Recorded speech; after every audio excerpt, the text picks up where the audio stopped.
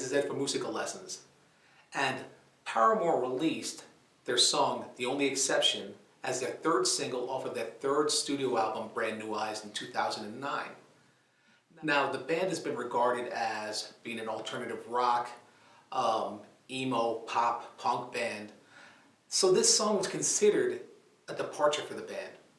Now, you can read a little bit more about the tune in the blog post, because there is a Wikipedia link that'll tell you a little bit more about the tune. There's a YouTube link so you can check out the music video. And there is also a tab link that will give you the chords and the lyrics, although I am giving you a chord chart in the blog post. There's also a song spec section which gives you all of the above, and as well as the chords and the techniques that we'll be using, tempo markings, the key, and all of that stuff. There's also a section on playing tips, and it'll cover in detail everything that we talk about in this video. So grab your guitar, and I will see you back here in a second. The Only Exception is a soulful acoustic piece. There is an acoustic guitar that we're going to use as a reference off of the original recording, and we're going to base our accompaniment version on that recording. Okay, so it's in the key of B mixolydian. I know that sounds a little bit scary, but since we're going to be using a capo at the 4th fret, we're going to be playing in the key of G. All right, so it's kind of a G major, but in G major you have a D major chord and we have a D minor chord. Let's break down those chords first. All right, so we have a G chord. Now you can use whichever G chord you like. I happen to prefer this 4-finger version of the G chord. You can use a 2-finger, 3-finger version, whichever one you're comfortable with, so don't get too hung up on that. What I like about this version that I use is that on the 2nd string 3rd fret, my 3rd finger is already playing the D, so all I have to do is just bring my other 2 fingers to hit that D minor chord. And then there's a C major 7 chord as well. All right, so that's basically your C chord. You just lift your 1st finger and you get a C major 7. Has a real pretty sound. Then in the bridge of the tune, you have an A minor chord. So here's where it changes tonality to an A Dorian type of sound. You have a G chord. Again, use whichever G you'd like. And again, I'm using my pivot finger, my 3rd finger, to go to the D major chord. That's the change in there. In the outro, we go to an F chord. I like playing the F like this. You can play the bar chord, the full bar version, or you can play the half bar version if you'd like. I like using the triad here on the 4th, 3rd, and 2nd strings, and I use my thumb to play the bass. Then you have a garden variety C chord and a garden variety G chord. All right, those are the chords that you'll need to play this tune. So review those, and I'll take you through the strumming pattern next. Okay, I'm using a pick on this tune for my strumming pattern. Now here's the thing: the song's in 3, which is a waltz. 1, 2, 3, 1, 2, 3, 1, 2, 3. On the 1, I'm going to use targeted strumming, or what's called a boom chick technique. In this case, because we're in 3, it's a boom chick chick, boom chick chick, 1, 2, 3, 1, 2, 3, bass chord, chord, bass chord, chord.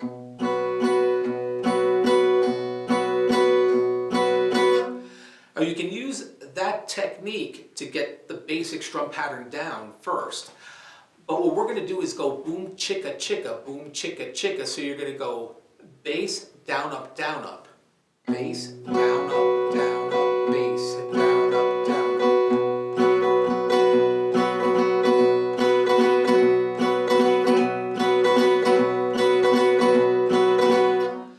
Now for the chickas, or the chord part of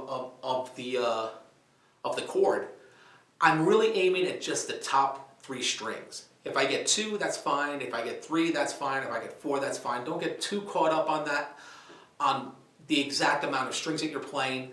Try to just get a more of an organic feel with that. Bass, down, up, bass, down, up. And that's it throughout the whole tune. So once you get that together, which I encourage you to work on just 1 chord at a time, then you can start connecting the chords and getting used to the chord switching that goes on with there. because our targeted note is going to change. And we'll go through that when we break down the song form next. Okay?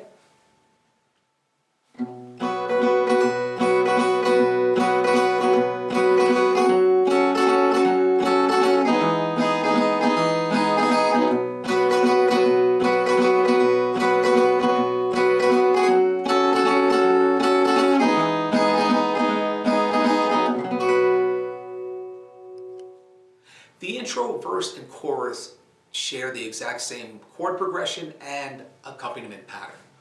Okay, it's in 3 and it's an 8-bar section. So we have 4 bars of G, 1, 2, 3, 4, 2 bars of D minor, 5, 6, and 2 bars of C major 7, 7, 8, and then it repeats. Now you can use the boom chick chick, the just down strums, to get through the tune until you can loosen up your wrist and start adding the chickas in there. But that's basically it. It's those 3 chords and that strumming pattern. So work on those, and I'll see you back here and we'll go through the rest of the tune.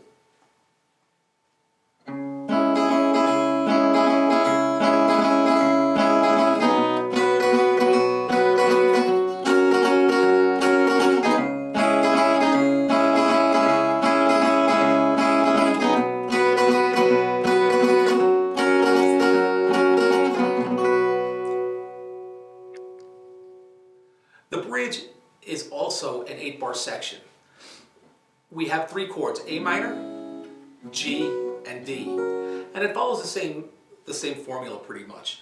It's 4 bars of A minor, 1, 2, 3, 4. We go to G, 5, 6, and then D7, 8. That's the pattern.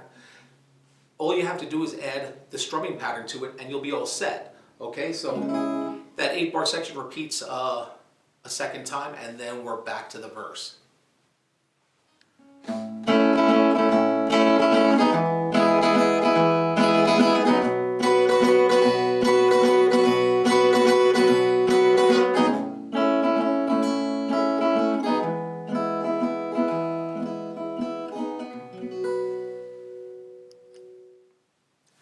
The outro is also an 8-measure section, and it repeats.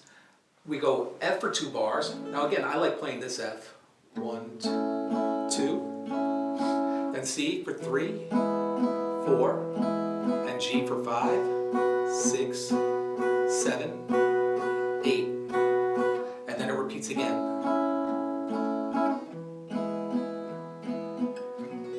And it ends. Now, the first time through, you want to keep that strumming pattern going. But on the repeat, when you get to the F chord for the second time, you start to slow down, lighten up on your strumming attack, and you get a little sparser so that you end up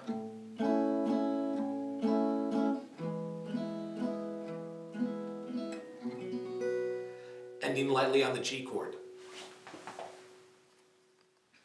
I hope that you enjoyed learning The Only Exception. I certainly enjoyed preparing it for you. Now, Hayley Williams, the singer for Paramore, has been compared to No Doubt, Kelly Clarkson, Avril Lavigne, and there's a few other artists that are mentioned in the intro to the blog post, so you can check them out and check out their music. You might find some new inspiration in there. I thank you for hanging with me, and I will see you here next time.